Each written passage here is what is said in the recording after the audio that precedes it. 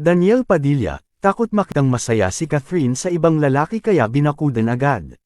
Yan ang naging sentimiento ng isang certified social media merits na si Dr. Richard Mata. Ayon pa sa naturang blogger/doctor/merits, probably, Daniel can't imagine that Kath will be taken by somebody else.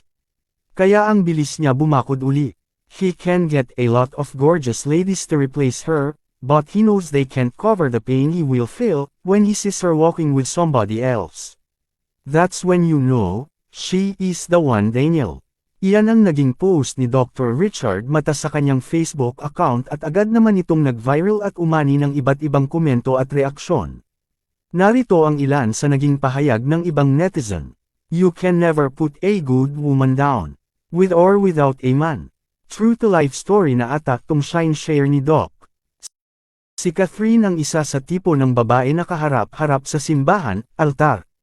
Might be Daniel, thinking also about his career noong na si Catherine lang ang nagdadadala sa kanya, he knows that it's hard again for him na makakuha ng kapartner tulad ni Catherine na popular, just saying lang po.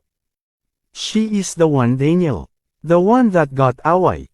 The one you will probably regret for the rest of your life. Tama na sa huli lagi ang pagsisisi. Swerte niya kung mapabalik niya si Kath. Hindi lahat ng gusto magbago na bibigyan pa ng chance. Wake up. Daniel. Di mo talaga malalaman ang halaga ng isang tao o bagay pag wala na sayo, huwag ka maging marupok. Kath. They can't hide their true love for each other po. Doc.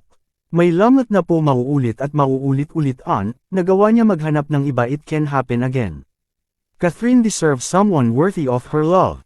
Yung hinding-hindi siya sasaktan at lalikoan.